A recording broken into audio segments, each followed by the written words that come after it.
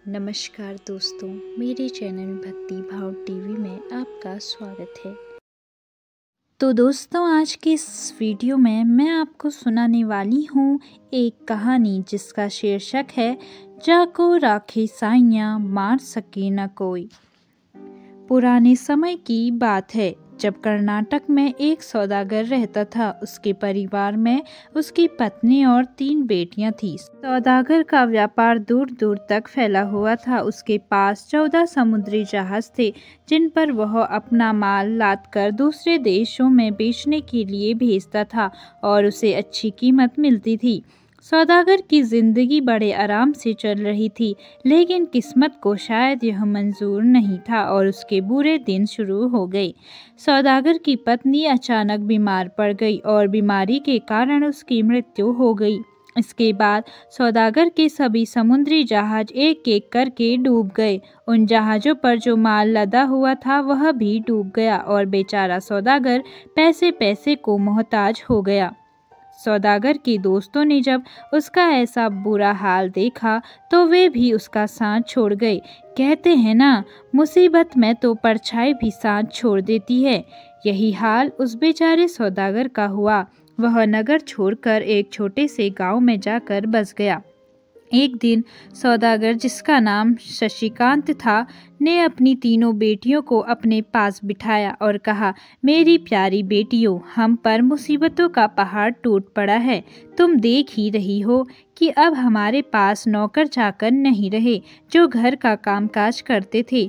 हमारी हालत देखकर वे भी साथ छोड़ चुके हैं। अब तो घर का कामकाज तुम्हें ही करना पड़ेगा। यह सुनकर 2 बेटियां थोड़ा चिढ़कर बोली, बाबा, हमसे यह घर का कामकाज नहीं होगा। लेकिन शशिकांत की छोटी बेटी, जिसका नाम अतीमा था, बहुत ही समझदार और सुलझी हुई थी लड़की। उसने अपने पिता को तसल्ली देते हुए कहा, बाबा, आप दिल छोटा ना करें और कोई फिक्र ना करें। घर का सारा काम मैं अपने आप कर लूँगी। अब हुआ यह कि शशिकांत की दोनों बड़ी बेटियां हाथ पर हाथ धरे बैठी रहती, जबकि सबसे छोटी बेटी अतीमा घर का सारा काम किया करती। बेचारी कपड़े धोती, बर्तन मांजती, सफाई करती और फिर रात को सबको खाना खिलाकर थक कर सो जाती। इसी तरह कई महीने बीत गए। फिर ईश्वर की मर्जी ऐसी हुई कि एक दिन शशिकांत को खबर मिली कि उसके 3 जहाज डूबे नहीं थे, बल्कि समुद्र में जबरदस्त तूफान आने की वजह से वे भटक गए थे और सही समय पर वापस नहीं पहुंच सके थे। लेकिन अब वे जहाज बंदरगाह पर लंगर डाले खड़े थे। उन जहाज़ों पर लाखों रुपए का कीमती माल लदा हुआ था। शशिकांत ने जब यह खबर सुनी तो खुशी से फूला न समाया। उसने यह खबर अपनी 3 बेटियों को बताई और कहा, मेरी प्यारी बेटियों, भगवान ने हमारी मुसीबत के दिन अब ख़त्म कर दिए हैं। मैं शहर जा रहा हूँ। हमारे 3 जहाज वापस लौट आए हैं और उन पर लाखों रुपए का माल लदा हुआ है। अब मैं वह माल बेचने के लिए शहर जा रहा हूँ। तुम बताओ कि वहाँ से तुम्हारे लिए क्या क्या तोहफे लेकर आऊँ। बड़ी लड़की ने कहा, पिताजी, आप मेरे लिए सोने का एक खूबसूरत हार लेकर आइएगा जिसमें मोती जड़े हुए हों। मछली लड़की ने कहा, पिताजी, मुझे तो नीले रंग की रेशमी साड़ी चाहिए जिस पर सफ़ेद झिलमिलाते हुए सितारों का काम हुआ हो। सौदागर शशिकांत की सबसे छोटी बेटी अतीमा ने कहा, पिताजी, मुझे तो इस बात की खुशी है कि ईश्वर ने हमारे 3 जहाज डूबने से बचा लिए और वे सामान समेत हमें वापस मिल गए। बस आप शहर जाकर वह सामान बेचकर और ठीक ठाक घर वापस आ जाइए। मुझे और कुछ नहीं चाहिए। लेकिन सौदागर शशिकांत ने अपनी बेटी को प्यार से देखते हुए कहा, नहीं बेटी, तुम भी कुछ मंगवाओ। तब अतीमा ने थोड़ी देर सोचा और फिर बोली, अच्छा पिताजी, अगर आपकी खुशी इसी में है तो फिर आप मेरे लिए एक गुलाब का फूल लेकर आइएगा जिसकी भी भीनी महक से मेरा दिल खुश हो जाएगा। दूसरे दिन सौदागर शशिकांत ईश्वर का नाम लेकर शहर के लिए रवाना हो गया। शहर पहुंचने के बाद उसने अपना सारा माल शहर की मंडी में बेच दिया और लाखों रुपयों का मुनाफा कमा लिया। जब सारा माल बिक गया और सौदागर शशिकांत को समय मिला तो वह बाजार में अपनी बेटियों के लिए उपहार खरीदने के लिए गया। सबसे पहले उसने अपनी बड़ी बेटी के लिए सोने का हार खरीदा, फिर अपनी मझली बेटी के लिए रेशमी साड़ी खरीदी। अब सौदागर शशिकांत अपनी सबसे छोटी बेटी के लिए गुलाब का फूल खरीदने के लिए बाजार में घूमने लगा। लेकिन अजीब बात यह थी कि सारा दिन ढूंढने के बाद भी उसे गुलाब का फूल नहीं मिला। अगले दिन सौदागर शशिकांत ने फिर से बाजार में गुलाब का फूल ढूंढने की कोशिश की, पर शाम होते होते आसमान में काले काले बादल घिर आए और फिर मूसलाधार बारिश होने लगी। सौदागर शशिकांत बारिश से बचने के लिए इधर उधर कोई आसरा ढूंढने लगा, मगर हर तरफ सन्नाटा छाया हुआ था। ढूंढते ढूंढते सौदागर को कुछ ही दूरी पर एक आलीशान मकान नजर आया। सौदागर शशिकांत भागता हुआ वहां पहुंचा। वह मकान इतना ऊंचा था कि मानो आसमान से बातें करता हो। बारिश से बचने के लिए सौदागर इस मकान के अंदर दाखिल हो गया। जब सौदागर अंदर गया तो उसने देखा कि एक बहुत बड़े कमरे में कीमती कालीन बिछे हुए थे, कई पलंग वहां पड़े थे। सौदागर शशिकांत वहां आराम से बैठ गया और सोचने लगा कि यह किसी राजा महाराजा का महल है। सौदागर शशिकांत करीब 1 घंटे तक वहां बैठा रहा, लेकिन बारिश थी कि थमने का नाम ही नहीं ले रही थी।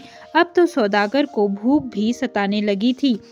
अचानक उसने देखा कि उसके सामने एक मेज पर कई तरह के पकवान सजे हुए थे। उन पकवानों की खुशबू से सौदागर की भूख और भी तेज हो गई।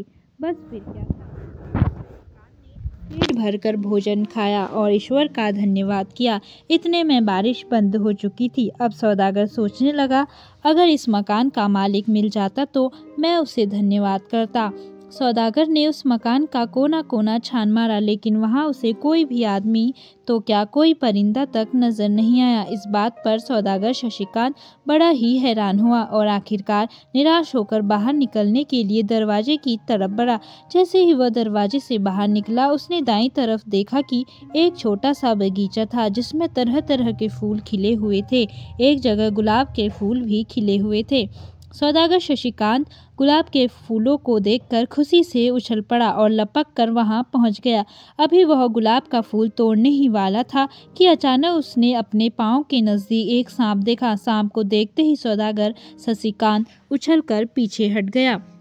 तभी वह सांप आदमी की आवाज में बोलने लगा, क्यों भाई सौदागर, भलाई का बदला तुम बुराई से दे रहे हो। मैंने तुम्हारे लिए अपने महल के दरवाजे खोल दिए और तुम जाते जाते मेरे बगीचे से फूल तोड़ना चाहते हो। सौदागर शशिकांत घबरा गया कि एक सांप आदमी की आवाज में कैसे बोल रहा है। उसने खुद को संभाला और जवाब दिया, नहीं नहीं नागराज, ऐसी बात नहीं है। मैंने तो इस मकान के मालिक को ढूंढने की बड़ी कोशिश की, सारे कमरे छान मारे, लेकिन मुझे वहाँ कोई भी नहीं मिला। और जहाँ तक इस फूल की बात है तो मेरे सबसे छोटी बेटी ने गुलाब का फूल लाने की इच्छा जताई है। अगर यह फूल आप मुझे दे दे तो बड़ी मेहरबानी होगी। नागराज ने सौदागर की बात काटते हुए कहा, बस बस सौदागर, ज्यादा बढ़ चढ़कर बातें मत बनाओ। मैं जानता हूँ कि तुम्हारी 3 बेटियां हैं और उनमें से सबसे छोटी बेटी ने तुम्हें गुलाब का फूल लाने को कहा था। अब तुम ऐसा करो कि अपनी सबसे छोटी बेटी को मेरे पास लेकर आओ। वह मेरे साथ इस महल में ही रहेगी।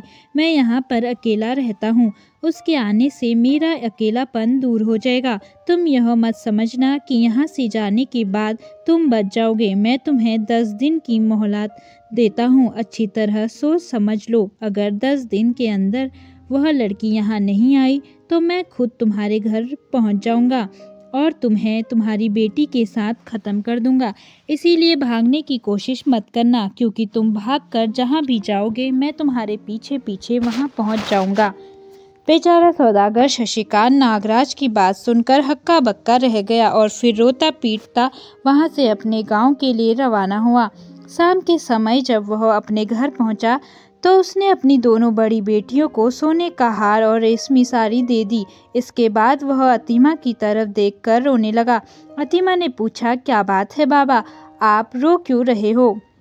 बेचारे सौदागर शशिकांत ने रोते रोते नागराज का सारा किस्सा उसे कह सुनाया। पूरी बात सुनने के बाद अतीमा की बहनों ने उसे कोसना शुरू कर दिया और कहने लगी, और फरमाइश करो गुलाब के फूल की। हमारी तरह तुम भी सोने का हार या साड़ी मंगवा लेती तो यह मुसीबत ना आती। अब क्या होगा? उधर अतीमा ने अपने पिता को तसल्ली देते हुए कहा, बाबा आप बिल्कुल चिंता मत करना, आप मुझे नागराज के पास छोड़ आएं। कहीं ऐसा न हो कि मोहलत पूरी होने के बाद नागराज यहाँ आ जाए और आपको वह मेरी बहनों को मार डाले। मैं अपनी बहनों और अपने पिता की जान गंवाना नहीं चाहती। सौदागर शशिकांत ने कहा, बेटी मैं कैसे तुझे वहाँ छोड़ आऊँ? अगर तुझे कुछ हो गया तो मैं क्या करूँगा? तुझे एक सांप के हवाले कैसे कर सकता हूँ? अतीमा ने अपने पिता को तसल्ली देते हुए कहा, बाबा जाको राखे साइयाँ, मार सके न कोई। बाबा जिसकी रक्षा भगवान करते हैं उसका कोई बाल भी बाका नहीं कर सकता। मैंने भला नागराज का क्या बिगाड़ा है जो वह मुझे नुकसान पहुंचाएगा। आखिरकार 8वें दिन सौदागर शशिकांत अपनी बेटी को लेकर शहर की ओर निकल पड़ा। शाम होते होते वे नागराज के महल पहुंच गए। नागराज ने जब सौदागर को देखा तो कहने लगा, भाई सौदागर तूने अच्छा किया जो अपनी बेटी को मेरे पास ले आया। अब तुम वापस चले जाओ और किसी बात की चिंता मत करना। अतीमा को यहाँ कोई तकलीफ नहीं होगी, मैं इसका बहुत अच्छे से ख्याल रखूंगा। सौदागर शशिकांत ने अपनी बेटी अतीमा को गले से लगाया और आंसुओं के साथ अपने गांव की तरफ लौट गया। लेकिन उसे अपनी बेटी के वियोग का इतना गम हुआ कि घर पहुंचते ही वह बीमार पड़ गया। वह हर वक्त अपनी बेटी को याद करता और आंसू बहाता। दूसरी ओर अतीमा नागराज के महल में बहुत आराम से रह रही थी। वह अच्छा खाती, अच्छे कपड़े पहनती और अच्छी अच्छी कहानियां सुनाकर नागराज का मन बहलाती। शाम के समय नागराज धीरे से अतीमा के पास आता और कहता, अतीमा तुम मुझसे शादी कर लो। लेकिन अतीमा घबराते हुए कहती है, नागराज मुझे तुमसे डर लगता है, मैं तुमसे डरती हूँ। यह सुनकर नागराज उदास हो जाता है और चुपचाप वहाँ से चला जाता है। इस तरह से कई दिन बीत गए। बेचारी अतीमा को अपने पिता की बहुत याद आने लगी। अपने पिता की याद में वह अब उदास रहने लगी थी। नागराज ने जब अतीमा की यह हालत देखी तो उसने पूछा, अतीमा आखिर क्या बात है, तुम इतनी उदास क्यों हो? मुझे तुम्हारी यह उदासी अच्छी नहीं लगती। तब अतीमा ने कहा, नागराज वैसे तो मुझे यहाँ किसी भी चीज़ की कोई कमी नहीं है, लेकिन मुझे अपने बूढ़े पिता की बहुत याद आ रही है। न जाने वह किस हाल में होंगे, मैं उनसे एक बार मिलना चाहती हूँ। नागराज ने कहा, इसमें कौन सी बड़ी बात है, तुम चाहो तो मैं तुम्हें तुम्हारे पिता से मिलने की इजाज़त दे सकता हूँ। तुम कल ही अपने पिता के घर चली जाओ और जल्द ही वापस आ जाना। लेकिन याद रखना, अगर तुमने कोई चालाकी की तो मुझसे बुरा कोई नहीं होगा। अतीमा ने कहा, ठीक है नागराज। अगले दिन वह अपने पिता से मिलने के लिए अपने घर चली गई। जब वह अपने पिता के घर पहुंची तो यह देखकर कि उसके पिता बहुत बीमार हैं, उसे बहुत दुख हुआ।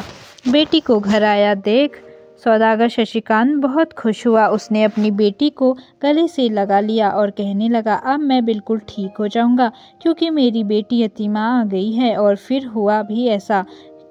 अतीमा ने अपने पिता की इतनी सेवा की कि कुछ ही दिनों में वह पूरी तरह स्वस्थ हो गए और बिस्तर से उठकर अपने कामकाज करने लगे।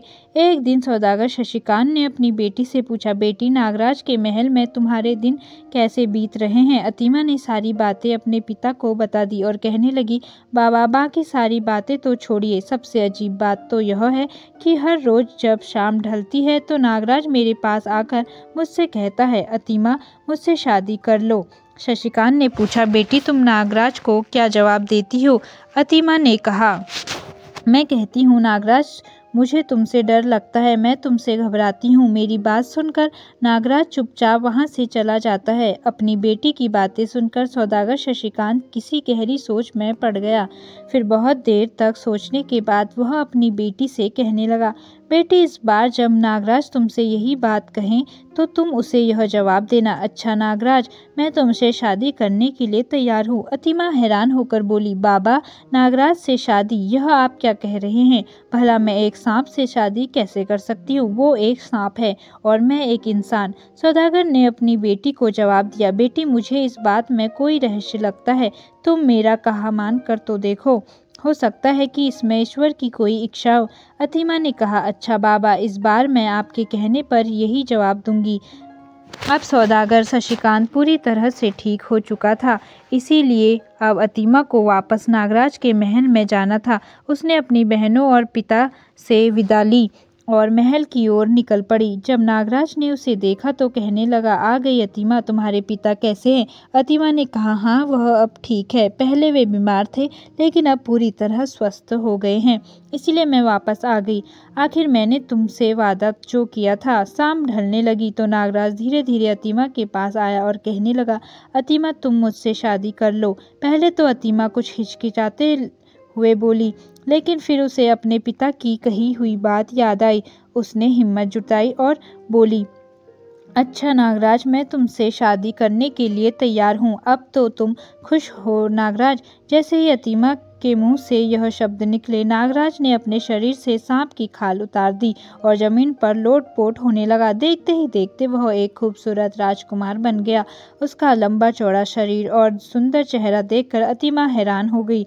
अतीमा ने चकित होकर पूछा, अरे नागराज, तुम कहाँ गए? राजकुमार ने मुस्कुराते हुए जवाब दिया, अतीमा, मैं ही नागराज हूँ। यह लगभग 10 साल पहले की बात है, जब मैं एक राजकुमारी के स्वयंवर में भाग लिया। स्वयंवर की शर्त यह थी कि जो युवक जंगल में जाकर सबसे अनोखे तरीके से निशाना लगाएगा वही राजकुमारी का दूल्हा बनेगा। इस शर्त को पूरा करने के लिए मैं जंगल में गया। वहां मैंने देखा कि एक बाज अपने पंजों में एक सांप को दबाए उड़ रहा था।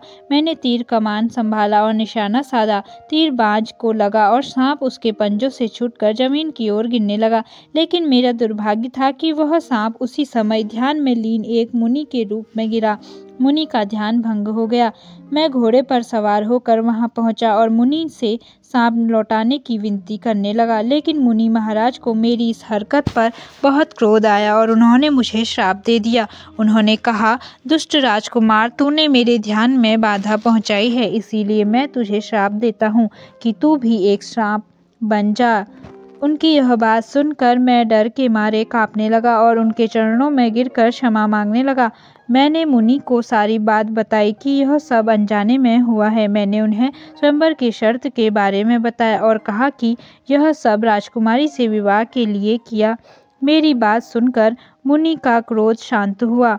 उन्होंने कहा, राजकुमार, मेरा श्राप तो निष्फल नहीं होगा। सांप तो तुम्हें बनना ही पड़ेगा, लेकिन मैं तुम्हें इस श्राप से मुक्त होने का एक उपाय बता सकता हूँ। मैंने तुरंत पूछा, कृपया बताइए गुरुदेव। जब कोई लड़की अपनी इच्छा से तुमसे शादी करने को तैयार हो जाएगी, उसी दिन तुम इस श्राप से मुक्त हो जाओगे और फिर से राजकुमार बन जाओगे। और फिर आज तुमने मुझसे शादी करने की सहमति दे दी अतीमा, इसी कारण मैं फिर से एक राजकुमार बन गया हूँ। अतीमा राजकुमार को देखकर बहुत खुश हुई। फिर राजकुमार अतीमा को अपने राज्य में ले गया, जहाँ उसके माता पिता भी थे। अपने खोए हुए बेटे को वापस पाकर वे बहुत खुश हुए। राजकुमार ने अपनी पूरी आप बीती सुनाई और यह भी बताया कि कैसे अतीमा की वजह से वह फिर से मनुष्य बन सका। इसके बाद राजकुमार और अतीमा का विवाह बहुत धूमधाम से संपन्न हुआ। कुछ दिनों बाद वे सौदागर शशिकांत से मिलने के लिए गांव पहुंचे। सौदागर यह देखकर बहुत प्रसन्न हुआ कि उसकी बेटी अब एक राज्य की राजकुमारी बन चुकी है। तो दोस्तों, कैसी लगी आपको यह वीडियो? कमेंट करके ज़रूर बताएं। ऐसी ही बहुत सारी कहानियों, कथाओं और जानकारियों को सुनने के लिए मेरे चैनल को सब्सक्राइब करें। धन्यवाद।